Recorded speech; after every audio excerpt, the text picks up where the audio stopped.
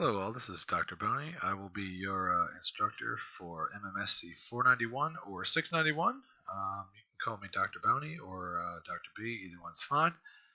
This is just a 7 or 8 minute video to kind of show you how to navigate the course and what you'll need to do. So first things first, this view is kind of what you will see. So the first thing you want to do obviously is you want to go to the syllabus and you want to go ahead and open that up. And when we do that, you can read a lot of this yourself. Obviously, my office, you can. There's my email, easy peasy. In terms of the textbook, I put a PDF version for free of the textbook on the course. It's an older textbook, so it's legally allowed to be OER. So that's great. But if you want a paper copy, you're going to have to go ahead and get the one that is in the bookstore. Here's basically the course objectives. You can read those on your own. Here's how you're graded. You can kind of figure that out yourself. Obviously, discussions, assignments, a case study, and 3 exams. That's how it goes. This is the most important part. So if you're somebody who has like a schedule, a Google Calendar, or an agenda book, you're going to want to definitely put this down. You can see how this works. That basically every week there's pretty much a different chapter. And for that particular work, you have certain things that are due. So just to kind of further understand like what week 1 would mean. So the topic would be this particular chapter, chapter 1.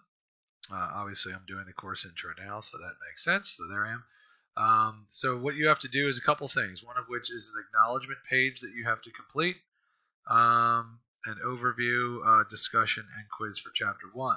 And then, so that's the only unusual one because of acknowledgement page, and I'll explain that. But every week down, it's kind of the same idea where you have a new chapter, chapter 2, and then there'll be a discussion, chapter 2, and a quiz, chapter 2, repeated. And then finally down here, you have an exam for week 1. And this will be completed anytime between 9:28 and 9:30.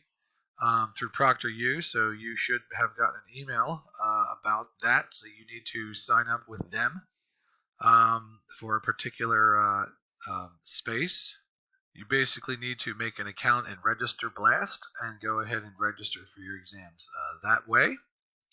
So that's how that will be done. You'll physically go to one of the ProctorU locations and you will take the exam from one of those locations. So that's kind of how that works. So down the line, there's basically everything that's due, and then of course a case study we have at the very end. So everything that you need to complete is here. If anything is late, it's 20% off automatically before I even grade it. So if you are late for any of these things, you'll get a message from me that says late, 20% off on top of whatever you get wrong. So you have the entire semester here. You know what you have, so go ahead and get it done. So here is the course procedural acknowledgement page I referred to. This is basically a document that you need to sign and then submit it. Just basically that you won't cheat, you understand how the course works, etc. So that's number 2. And then moving down the line, this is definitely something else you want to do. This is called Edpuzzle, and I use this for a lot of my online lectures. So when you get to this particular page, this is free, by the way. Don't look at any of this. You're going to want to go up to the right-hand corner, and you're going to want to sign up. And you can either use your, Google, meaning like your UD email. If you don't even want to use an email, you can just say sign up. And actually, I would suggest, by the way, doing what I'm doing now. Sign up with Edpuzzle. And then put your first name, last name. You can see that it's going to tell you exactly what course.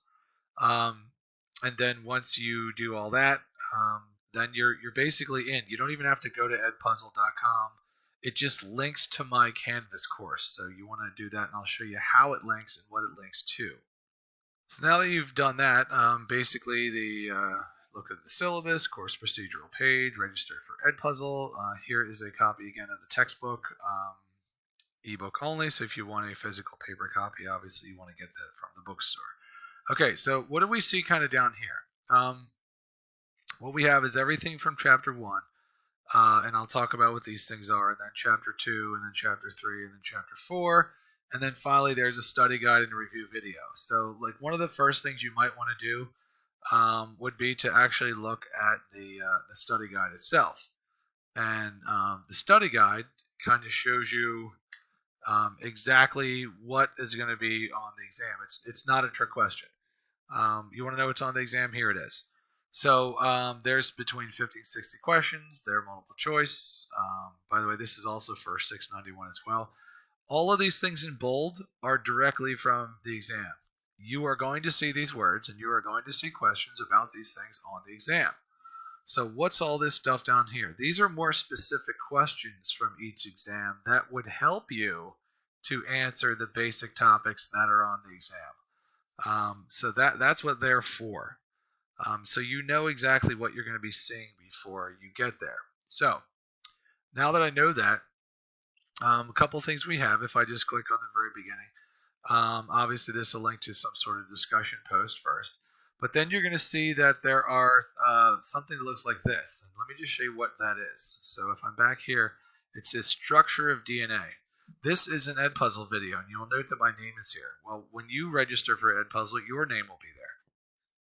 So again, let me just go back to home real quick and just kind of reset this and just hit structure DNA.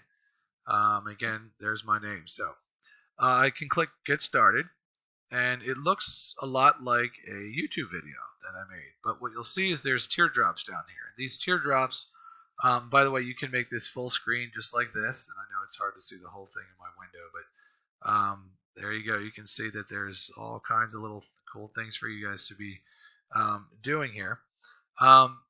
So when you actually start the video, these teardrops are either assessment questions or they might be comments or things like that. So that's kind of what they kind of help as you go along and learn. So I'll just let this one run a little bit. Bam. So that little one just kind of gave you one little snippet of information. So each of these things, some of which are questions. The little in the middle of the video, it will ask you as an assessment question, what's this or what's that? Or so it's a good way for you to learn as you're actually going through. And most of these are very short. So there's one on obviously structure. There's one on DNA replication. There's one on a whole bunch. And some of these look fairly fundamental. But I don't know a lot of your backgrounds. I mean, some of you come from different places. Some of you have had a lot of biology classes. Some of you have not. So my suggestion for you is to kind of watch these things before you even start to read the chapter. So once I would go to, then the next one would be transcription translation overview. Some of these, by the way, are worded from me. Some of these are things that other people made where I added the assessment questions in. It really just kind of depends on which ones they are. And if I keep going now, then I see structure. Now this is a little more formal. So here we are. So we had our Edpuzzles, and now this is probably what you're used to in a lot of classes. This is going to be an audio, a PowerPoint that has an audio over it, and the actual PowerPoint chapter for chapter 1. So this is way more typical of what you would have seen in a lot of classes, which is just a voiced over PowerPoint. This was made by not me, but someone else who taught the course. But you can see it's not only the PowerPoint, but if you push play, it actually has obviously an annotation and a narration to it. So you have that, and then going down the list, you can see all the way down the line, blah, blah, blah. So that's all of that stuff. So my recommendation to all of you would be to watch all these videos first, take notes on anything that you don't know, and then read the chapter. I cannot stress to you enough and ask anyone who has taken this class, and students have told me straight up that out of every class they've ever taken at UD, they have never needed the textbook more than they have with this class. Most of you in this course are taking it because you're going to be a PA or physician's assistant. And so because of that, or you're going to be doing research, because of that, we need to model a course that prepares you for something like medical school or PA school. And basically what happens when you go to those schools, especially the ones that we talk to, they basically give you a syllabus, they basically give you a bunch of chapters, and they say go learn them. There's not a lot of aid or help, and because a lot of you guys nowadays with teachers have gotten a lot of things like YouTube videos and PowerPoints, a lot of those schools don't do that. They just expect, can you read a whole bunch of chapters and learn stuff? So you're going to see through this next couple minutes that we're going to be preparing you for that. But absolutely reading the textbook is critical to your success in this class, because the quizzes are aimed towards it and the exam is designed for it. So obviously then you would move on to chapter 2. I would watch all this stuff. And if you want to do it section by section, that's fine. Like if you want to do overview 1 all the way down to section 1, and then read section 1 of the book, great. And then move on to these, however you want to do it. But down the list is all of the things that are going to help you to go ahead and understand a lot of the fundamentals, and then you use the book to kind of fill in the gaps. And so that's the idea there. And with the Edpuzzle videos, almost every question is going to give you the instant answer back. And understand something about Edpuzzle. It is not graded. It is here to help you as you learn. Watch them, don't watch them. You'd be a fool not to watch them, because they're designed to help you with the fundamentals of what's on in the book and what's going to be on the test. But they are not graded. It's basically like if we were face to face, this is what I would be doing. So that's kind of how each unit is organized. And then the one thing I'm opening up now as well is a case study assignment. If you are an honors student, you are not going to be what I'm going to be showing you right now. So right now, this particular case study assignment, by the way, ignore this. It's going to say fall 2022. This case study assignment is for everyone except honor students. And honor students are going to get an email from me with what their case study is, which is a little bit different. But for any of you, I will have both case studies either emailed to you if you're honors or updated and posted by the first day of class.